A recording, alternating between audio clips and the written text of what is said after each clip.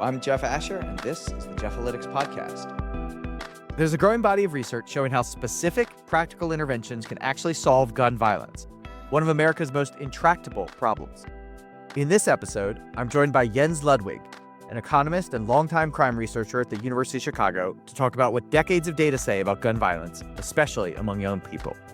We get into why youth violence is often driven by split-second decisions, how behavioral science reshapes prevention strategies, and how some programs give insights into reducing violent arrests without heavy-handed enforcement. Jens also pushes back on how the media portrays gun violence and lays out policy approaches that are grounded in evidence rather than outrage. This episode focuses on where progress has actually been measured and why modest, well-designed interventions often outperform grand promises. Now let's dive in. My guest today is Jens Ludwig. Jens, thanks for joining me. Thanks so much for having me on, Jeff. I'm delighted to be here. This is exciting. One of my favorite people to talk to, especially about gun violence. So let's just dive right in. Jens, could you take me through your background? How did you get to this point with this expertise? Yeah, I grew up in the I was born in Germany, grew up in suburban Boston and New Jersey. And my first sort of interest in crime came when I went to Rutgers College in the late 1980s. So it's in New Brunswick, New Jersey. And if you know anything about crime, as you do, and I think a lot of listeners probably do, that late 80s period is when the crack cocaine epidemic really started to sweep over American cities.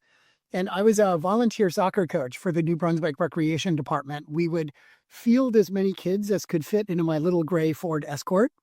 If you know anything about soccer, you realize a team that can fit into a Ford Escort is not going to do particularly well. So my one-loss record is not ideal. But I would go pick up the kids and drop them off at the end of it, and that was really my kind of first exposure to seeing what it's like to try and raise a family in an environment in which there's shootings all the time and people are selling drugs on the sidewalk and that sort of stuff.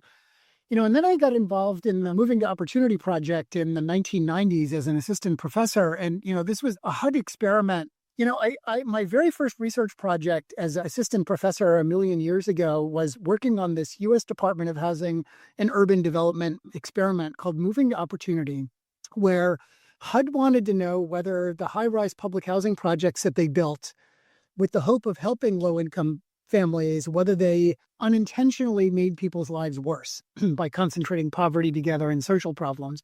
So they ran this randomized experiment that was going to move some families, but not others, out into more economically integrated neighborhoods with housing vouchers and whatever. And so the question was like, why would families want to sign up? All the education people were like, oh, people are going to want to sign up for better schools. The labor economists were like, no, they're going to want to go for jobs. The health people were like, better health care.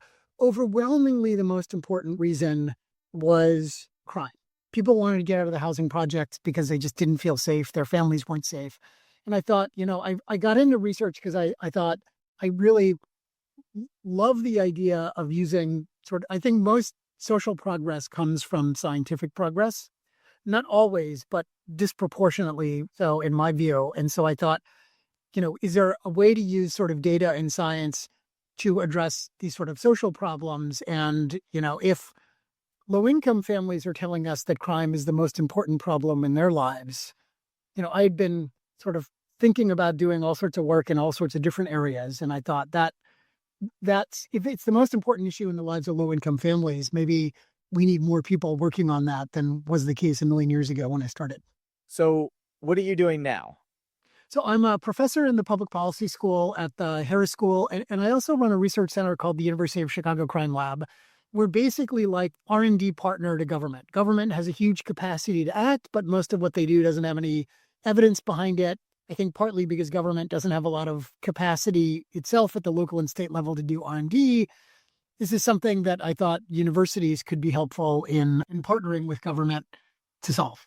So you talk about the crime lab, and I want to dive into Chicago and all of that. But first, looking at sort of your career, what are the things that you've done, the research that you've done that you think sort of stands out as the most impactful or the most interesting when you think about sort of developing policy to understand what works in crime reduction. Yeah. The very first project that we did, so when we started the crime lab, this was back when Mayor Daley, Richard M. Daley, was in City Hall. And, we thought of the city thought that we had a huge youth violence problem. And so the priority was to try and do something on youth violence. So we held the design competition where we offered $1 million to, any government agency or nonprofit that came up with what we thought was the most promising idea to reduce youth violence or youth gun violence. And our thinking about, what would be useful in that area really came from sending.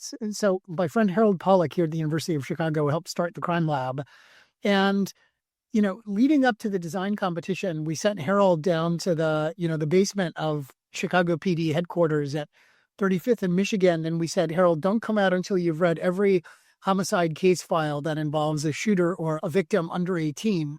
And Harold came back and he said, when you read these case files, these shootings are not really what you think. You think of The Wire and, like a gang war over drug selling turf. No wonder everybody's got this sort of conventional wisdom that gun violence is driven by some combination of like economic deprivation or morally bad people who just aren't afraid of the criminal justice system. And Harold came back and said most of these are, garden variety arguments that end in tragedy because someone's got a gun. And this turns out to be a lesson that, criminologists learned at least going back to the 1960s, maybe even earlier than that. But everybody keeps forgetting that over and over. I think because the other types of shootings maybe are a little bit more newsworthy or, HBO series worthy or something like that. And so we got a submission for the design competition from a nonprofit called Youth Guidance here in Chicago for an intervention that is basically, I think of it as like a behavioral science intervention that helps people sort of better understand what their own minds are doing in these very fraught moments when they're, about to get into an argument with someone or making decisions about whether to escalate it or not. Behavioral science gives us all sorts of reasons for thinking why people might not do that particularly well. They might misconstrue a situation. They might catastrophize in thinking about the consequences of like somebody provoking them or not consider all the ways in which they might respond or whatever. And so we partnered with Youth Guidance. We selected this intervention called Becoming a Man. We did a randomized experiment. We did a randomized experiment of BAM, and 12 to 15 hours of participating in BAM can reduce a kid's violent crime arrest rate by something like 50% and reduces the rate at which they're arrested for illegal weapons offenses, like mostly illegal gun carrying, by like 33%. So what is Becoming a Man? Can you talk through sort of what's magic about the program? Yeah. So, I think, one of the big lessons from behavioral science, I think one of the most important lessons from behavioral science, I'll sort of start with the high level idea and then give you an example concretely of what this looks like. I think the high level idea, to me, one of the most important things that we've discovered in the social sciences like the last 50 years is that everybody's mind works differently from how you imagine. You think of thinking as a little voice in your head. And, to the extent to which any of us are ever rational, it comes from that little voice in our head. But that sort of deliberate, rational voice in your head thinking is super mentally effortful. And so most of us, our minds are designed over the long arc of human evolution to do as little of that type of thinking as possible because it's exhausting. If you do the crossword puzzle, after 15 minutes you're beat, you've got to go get a second cup of coffee. That is, that type of deliberate thinking draining your mental bandwidth. And so all of our minds have developed a series of like automatic responses that are fast, effortless, happen below the level of consciousness, designed to help us navigate like routine low stakes things that we see over and over again, but can get us into trouble when overgeneralized. Okay. And so like one example is in under-resourced neighborhoods, we know that adults in these neighborhoods are overwhelmed. And so when, you're a kid walking to school in a neighborhood like Englewood on the south side of Chicago or Garfield Park on the west side, somebody challenges you for your lunch money, that like the local shopkeeper or a cop or whatever, they've got bigger problems to worry about in those neighborhoods. So they're not going to help you. You're on your own. You're kind of fast thinking, subconscious thinking. So if you've read Malcolm Gladwell's Blink, or if you've read Danny Kahneman's Thinking Fast and Slow, this is like your system one fast automatic thinking self.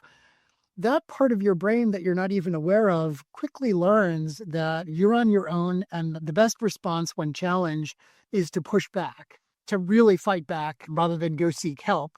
And the severity with which you fight back need not be proportional to the provocation, because it's not like you're not paying someone back for what they just did to you. You're sort of signaling to everybody else in the neighborhood that you are not to be messed with. And so kids in that neighborhood, their sort of fast thinking selves develop that automatic response. And you can sort of see that that sort of response might be useful a lot of the time, but can lead to tragedy. When you've got a gun in your waistband, it can lead you to get kicked out of school. When your teacher speaks, Jens, sit down, we're about to start math class, and I tell her to F herself.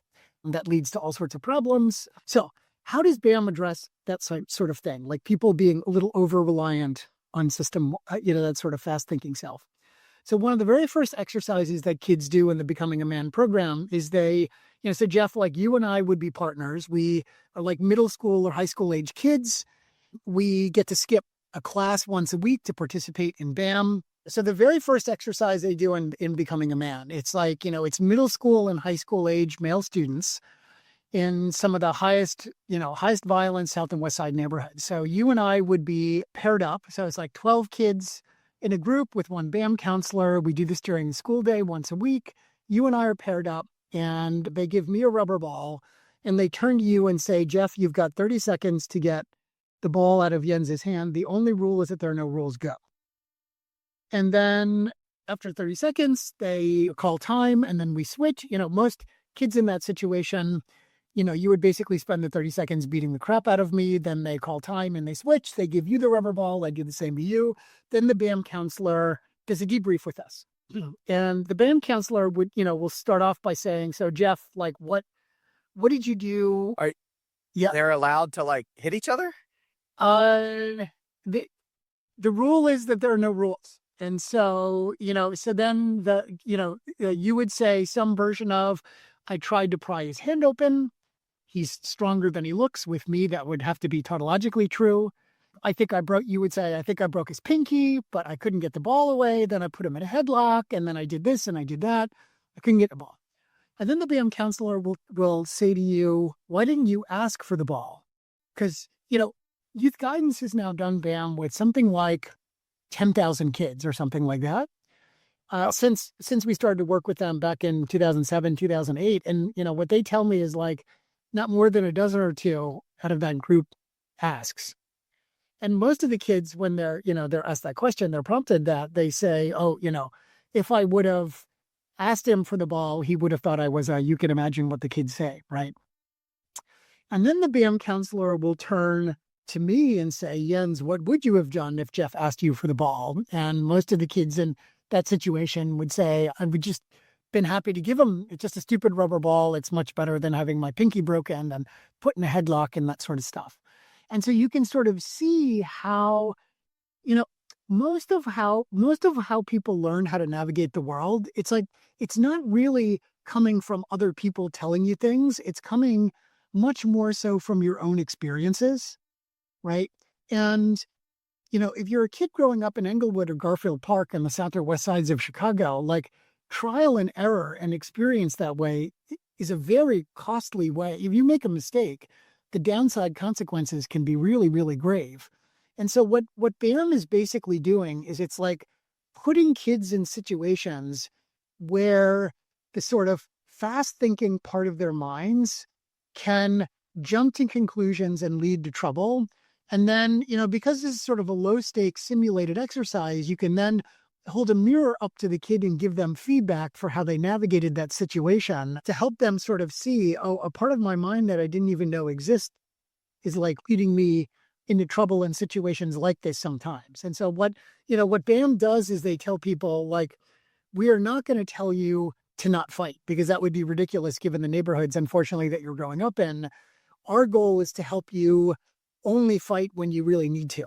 And so when things look like they might go in that direction, take another 10 seconds to think about what's going on and make sure that your first impression that your mind jumps to is not mistaken about what's going on here. And that's the kind of thing that leads to these huge reductions in violent. And I think it's very consistent with this idea that like most shootings are not like premeditated gang wars over drug selling turf. It's like two people in different gangs bumping into each other in the movie theater on a Friday night. And you say something rude about my girlfriend and I say something rude about your mom. And all of a sudden, someone's got a gun and something ends in tragedy.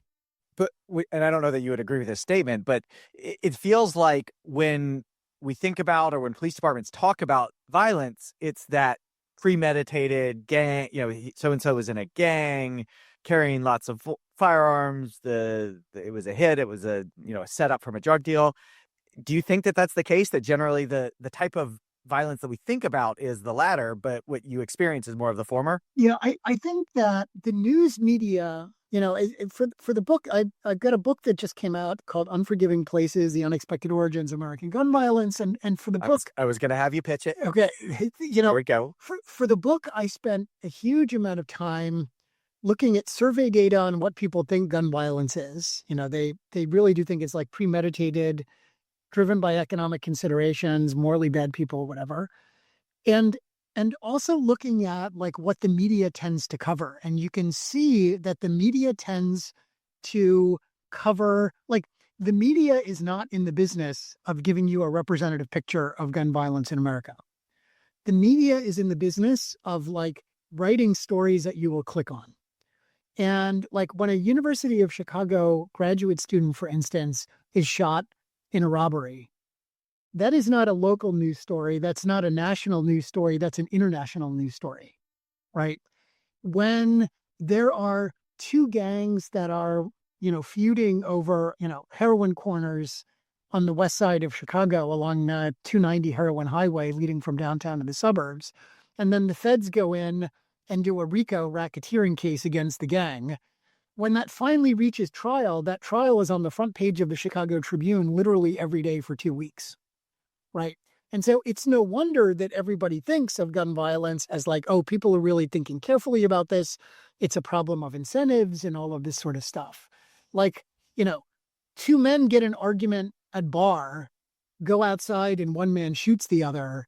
Like, if that gets covered, it's like 2 sentences on page A15. Right. And so no wonder, like, that is the overwhelming share of gun violence in America. But it is not. It's a tiny, tiny share of what you see on the front page. Is there a way to get that covered or to change the public awareness? Or as a researcher, do you don't care if you know what the data shows, so you can evaluate it and build policy for it regardless? Yeah, I mean, I think like one of the goals of the book was to try and help people see that gun violence is not what they think.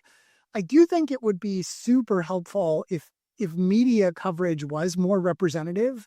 Like once you're sensitive to this idea that like this is what gun violence is, then you start to see it everywhere. Like, there was a case recently a couple of weeks ago where there was a player for the New York Jets that got shot in New York. That made the news because the victim is a notable public figure. That was an example of like they were at a club or whatever it was and they went outside and there was an argument and someone had a gun. The media is an industry that is struggling in all sorts of ways. Maybe the last thing that they need is advice from a professor to cover, dog bites man stories. So I don't know how you change the news coverage, but it would clearly be very helpful if the media coverage were giving people a more representative picture of what's going on. You talked about the book, excellent book. Everybody should definitely buy it and read it. Can you walk me through sort of the concept behind it? Yeah, the concept of I run this research center at the University of Chicago, and we've been working very closely with the city of Chicago for 18 years now. And I started off, doing this sort of work with the crime lab, thinking about the problem of gun violence the same way everybody else thinks about it. Like shootings are motivated by like economic considerations, by morally bad people who just aren't afraid of the criminal justice system. Those are like incentive explanations, which also like make a lot of sense to me as someone who's trained as an economist. So we just need bigger sticks. We need bigger carrots to solve the gun violence problem. And as we started to work more closely with government officials here in Chicago, with nonprofits that the government is funding, I started to spend more time in courts, with the police, in jails, talking to community violence intervention workers. I started to see like, oh, this problem is not what we all thought. It is not a problem of incentives, really. It really, like, the gun violence problem really is much more a problem of, like, it's like these are not crimes of passion. They're crimes. Sorry, they're not crimes of like, shootings in America are not really crimes of profit for the most part. They're crimes of passion. It is someone who is like pissed off in the moment and acting impulsively. And so that is, that just leads, that helps you see, for starters, why 100 years of trying to change carrots and sticks, spending a lot of money to try and change carrots and sticks, really expensive social programs, building tons of prisons, why that has not had the impact on gun violence that we have hoped. And then it also has helped me sort of see what we need instead. It's not, if you've ever been in like a road rage situation yourself, you realize like you are not thinking about the consequences of your behavior in that moment. Your little kid is in the back seat and you are like rolling down the window, screaming expletives at the driver next to you. You've already got all the incentive you need not to do that. What you need is some way to like learn how to interrupt yourself in that moment when you're sort of going on tilts, as poker players would call it. Or you need something in the social environment to increase the chances that they can sort of come in and interrupt this for you. And I think that is, the kind of the key idea behind the book really, I think, I was in the juvenile detention center here in Chicago, out on the west side on Roosevelt Road, and talking to this is where the juvenile justice system holds the kids at highest risk for violent offending. And a staff leader there said, 20% of the kids in here are psychopaths. You let them out, they're going to hurt other people. But the other 80%, I always tell them, if I could give you back just 10 minutes of your lives, none of you would be here.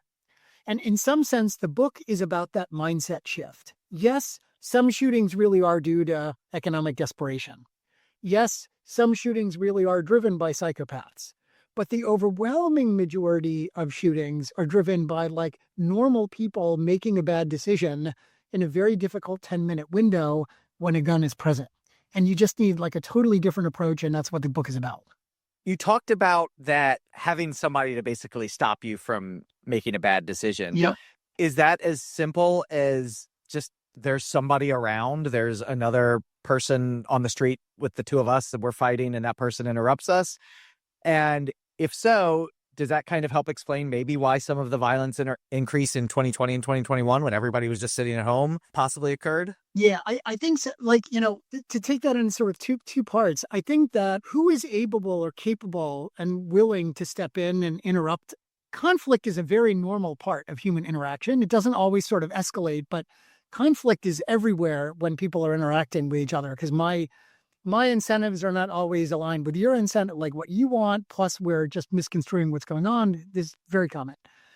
And when you and I are talking smack to each other on the sidewalk, you're a 16-year-old kid, I'm a 17-year-old kid. Lots of neighbors are capable of stepping in at that point and saying, like, knock it off, go home.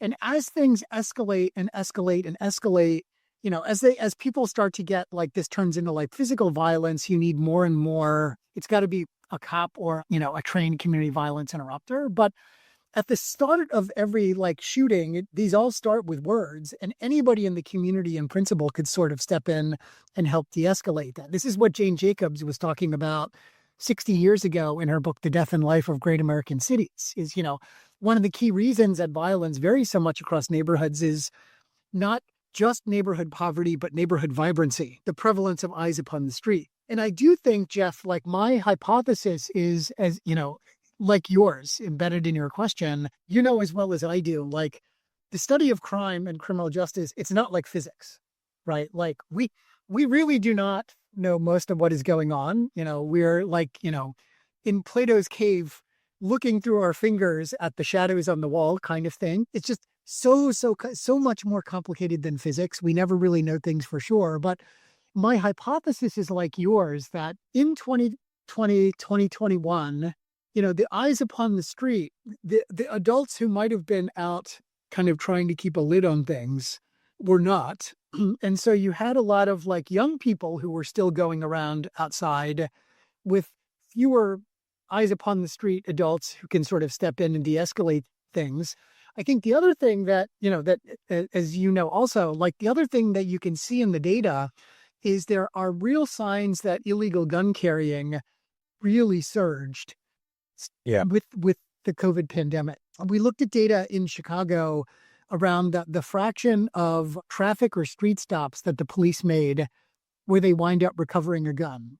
There's no perfect way to measure how often people are carrying guns illegally in public. And so that's like one of the best imperfect proxies that we have. And, I know you've looked at that in different cities, and we've looked at that in Chicago, and you can see in these cities that gun carrying seemed to go up. And so you put those two things together, like fewer adults around to keep a lid on things and more guns out in public. And that is a recipe for trouble.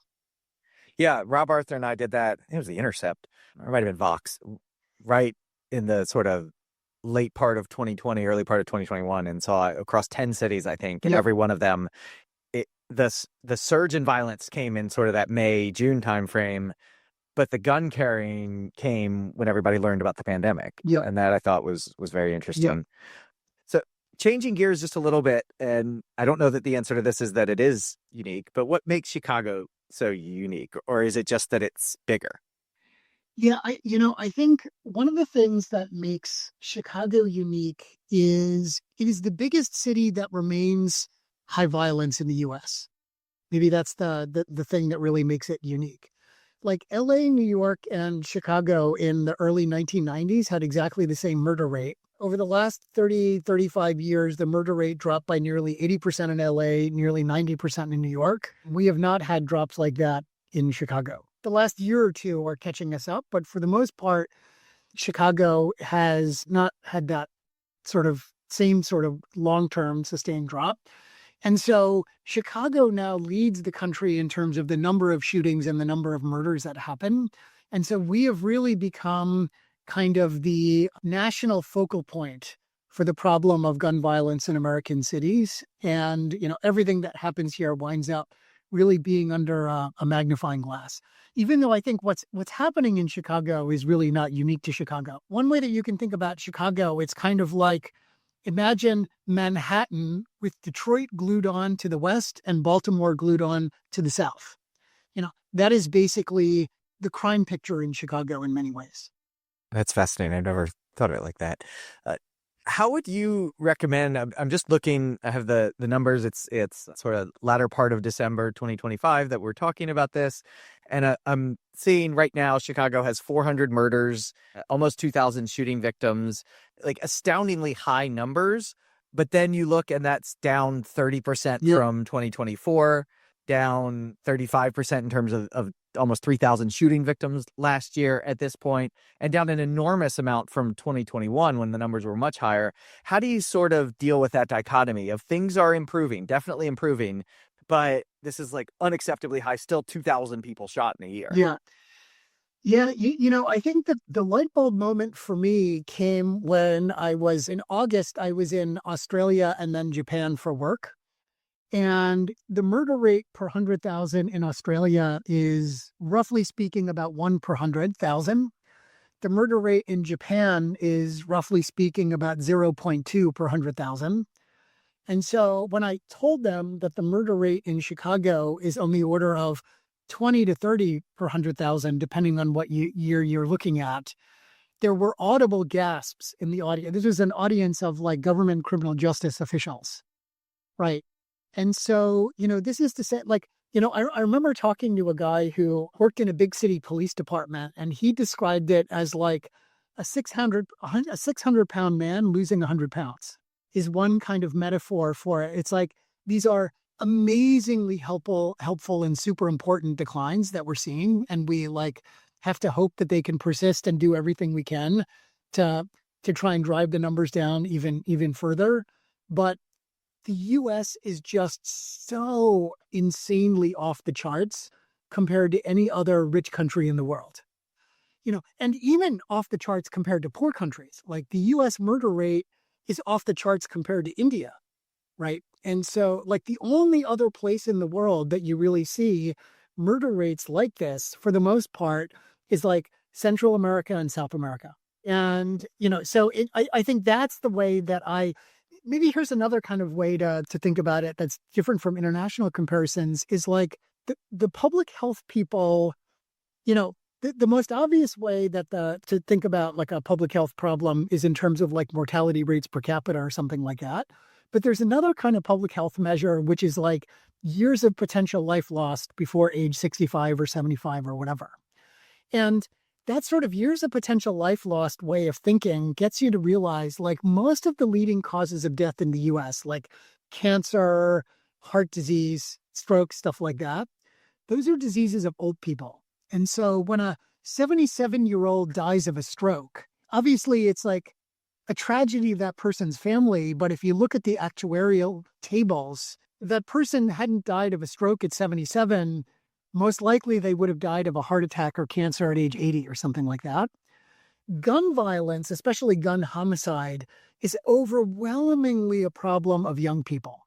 It winds up having a huge impact on things like the black-white life expectancy gap, because it is like so strongly concentrated among Black and Hispanic people in the US relative to white people, low-income people relative to rich people, and most importantly, like young people. It really is just like shortening lives so dramatically. And so I think both of those, it's such a problem unique to the US. No other rich country knows this. And it is such a public health crisis, such a humanitarian crisis, that even with these declines, like it's an unspeakably terrible problem.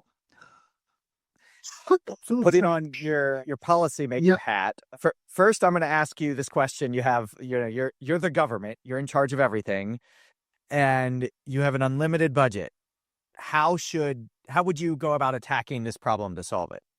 I think if I had, let me answer, with your permission, let me not answer the unlimited budget version of the question, because I think the reality is every city in the United States now is in a terrible bind. In some huge share of American cities, when you talk to voters, gun violence is the number one thing they worry about. Just like the families in the Moving to Opportunity experiment a million years ago, right? So gun violence is the problem in a huge share of American cities, at the same time that their budget situations are collapsing as federal pandemic relief is going away and downtowns continue to struggle. And so to me, the variant of your question that I've been spending a huge amount of time thinking about is like, imagine, God forbid any city would ever put me in charge, right? But imagine some entire city full of people lose their minds and make me mayor. It's been done. It's just snapped our fingers. It's happened. When we turn the recording off, we can go through a set of cities with insane mayors. But imagine some city loses its mind and makes me mayor. The real question is like, what would you do in a world in which you have this huge problem and no additional money? And I think, for me, I think there are two types of underappreciated, let me say 3 types of underappreciated low-hanging fruit on the table, right? One is that there is a huge amount of predictable structure to when and where arguments that turn into shootings happen. Liquor stores, late at night, bars at closing time, the boundaries between two, gangs that are feuding and that sort of stuff. And I think very few cities in my experience are doing everything they can to utilize data and predictive analytics in putting their people in the times and places when arguments are most likely to translate into shootings. And that is like a $50 bill on the sidewalk for a city, because most big cities already have a data infrastructure, as you know much better than I do. And predictive analytics are not free, but they're essentially free as a fraction of the total criminal justice budget. So I think that's sort of thing one, is just like using data better to put your people in the right places and times. Thing number 2 that I think is hugely underappreciated goes back to the Jane Jacobs eyes upon the street idea. when you survey people and ask them like what parts of city government are most important for public safety, they will say like the police, the courts, the prosecutor, the judges, maybe the public schools, the social service agencies. The city planning department is never on anybody's list. And yet the city planning department plays an outsized role in shaping the degree to which there are going to be what Jane Jacobs called eyes upon the street in a neighborhood. Are there stores in that neighborhood? Are there vacant lots with overgrown grass and trash and used condoms and needles and empty heroin baggies? Or has that been fixed up into a little pocket park kind of thing, right? And, there's a big abundance conversation underway in the United States. And the canonical example is like, oh my God, San Francisco built $1 million public bathroom in some fancy park in Noe Valley or whatever it is, right? And like from a public safety perspective, I would say, like, let's have the abundance agenda start in places like the west and south sides of Chicago and Baltimore and Detroit and places like that, and just make it much easier to make increased neighborhood vibrancy would be one. So that's sort of the second. And that sort of getting rid of government's, kludge is not something that takes a lot of money for cities to do. And then the third thing that I would say is we have tons of institutions that work with lots of young people that have low opportunity cost time. That is like they're doing things that have low value added for people's lives. And like the place that I always start is detention facilities. If you look at the data from Chicago, for instance, like 90% of the homicide offenders and 80% of the homicide victims have a prior arrest record. So that tells you that like the criminal justice system had a chance to do something and put people on a better trajectory and didn't. We blew the chance to turn somebody's life around. And like we did a study, the reason that I was in the juvenile detention center on the west side of Chicago several years ago is because we were working with the administrator there to basically get the detention guards to deliver a BAM-like program in the afternoon. The kids would go to the public school inside the facility in the morning, and then in the afternoon, they would sit in the common room watching TV while a guard would stand against the wall watching the kids watch TV. And the administrator was like, why don't we teach the guards to deliver a BAM-like program to the kids? It's not going to be perfect, but the bar that we have to clear for this to be helpful is it better than watching 6 hours of The Simpsons? And we structured that like a randomized trial, and we saw that recidivism rates for these kids, these are the kids that the juvenile justice system thinks are at highest risk for violence involvement, recidivism rates go down by 20%. And that's a policy that's basically free. You've already got the guards, you've got the kids, you've got the physical space. And these are the highest risk kids, and these are the kids who are normally hardest to get to participate in social programs. You have them. They are literally a captive audience, right? So give me like 5 things that reduce violence by 20% and they're all free. And I think we're really onto something. And so I think the third thing that I would do if I were a mayor or a governor is I would have like every detention facility train their guards to deliver BAM-like programming to kids. And, the crime lab, like we've got a curriculum and a user's manual that's open source, free for any juvenile detention center to use on the crime lab website. Like why in the world are we not doing that? Try and save some lives. So just to sum up, it's basically identify the bars and you're having fights and the car washes where the drugs are being sold and things like that and get them shut down. Shut down. Make the streets nice there. Yeah. Or deploy your law enforcement. Make the streets nice and then take advantage of your sort of excess capacity. Make the streets nice and make it easier for people to open shops, restaurants, whatever in these neighborhoods rather than go through like a 3, 4, 5, 6 year permitting process that, is super frustrating to all these like aspirational small business owners that you hear complain over and over again on the south and west sides of Chicago. It's crazy how simple the concept is of these ideas are, and also how opposite it is of 99% of the time the way that cities try to address this problem. Oh, totally. And, I think like if I were one of your listeners, I would be like, this guy must be smoking crack for him to think like any of this could possibly, I know that you wouldn't judge me no matter what I do in life. The New Orleans government right now telling them, here's some good ideas. But, like, I can see that people would look at this and say, like, surely this is crazy. But every one of these things that I'm talking about has evidence from randomized controlled trials behind them. This is about as good as evidence. This is the sort of evidence that the FDA requires for the COVID vaccine or the polio vaccine or whatever. It's like all of these sorts of anything that helps interrupt these sort of difficult 10-minute windows that lead to shootings, randomized experiments show can be super, super helpful. It's like, don't try and change incentives, try and get more interruption. And that can either be self-interruption or external interruption of these arguments. And there's a bunch of like cheap things that we can do. And please let New Orleans be like, I keep thinking the way that ideas spread, no policymaker wants to hear from someone like me, right? I think the real way that ideas spread, my hypothesis is the way ideas spread in the policy world is like peer-to-peer learning. We just need one city to really commit to trying this. And if you can get like an exemplar, like a real proof point to show that without much money, you can dramatically change this problem, my hope would then be that lots of other cities that are struggling with the same problem and don't have any money would then follow suit. That's the hope. All right. I'm committing the city of New Orleans, whom I do not work for, to doing this work. Perfect. Yeah, I've taken up too much of your time. Jens, what's next for you? I think what's next for me is exactly what I just described. Like, I'm working really, really hard to see if we can find a city somewhere that would be willing to act on these ideas, because I think like I've seen the randomized trial data that shows that these are all good ideas, but a randomized control trial is like super abstract. You're looking at table 7 of a paper in the American Economic Review, and it's a statistical result that just doesn't capture people's imagination. You don't, like if you think in the education area, like one of the things that has really captured people's attention is the Mississippi Miracle in reading.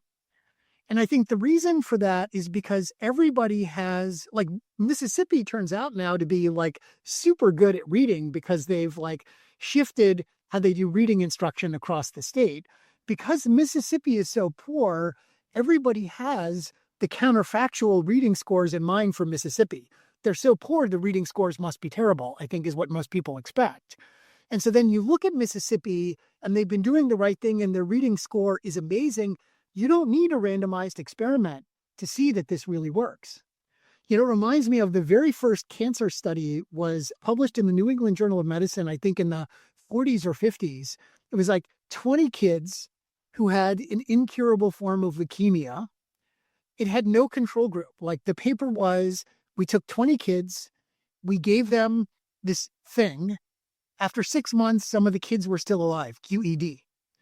Because every reader has the counterfactual in mind. And I think like if a place like New Orleans or St. Louis or Chicago or Philly or, Detroit, on and on, just one city really committed to doing this and transformed its public safety environment, my wish would be that would have this sort of ripple effect for every other city. That is the next big thing that I'm really desperate to try and get done. That is awesome. I thought it was going to be like going to see the Bears play this weekend or something. I grew up outside of Philadelphia. I'm an Eagles fan. This is why I get in trouble at a very Krasner on. I had the DA from Atlantic City was on, and I keep getting all these Eagles fans. So I'm so sorry about that. Go Birds. Yeah, thank you so much. Thanks so much for having me on, Jeff. I really, really appreciate it. Take care. I appreciate it. Bye-bye. Thanks for listening to the Jeff-alytics podcast. Be sure to subscribe, and to learn more, head on over to ahdatalytics.com for more information and previous episodes. If you like what you heard, please leave a glowing review, which will help others to discover the show. Until next time, I'm Jeff Asher.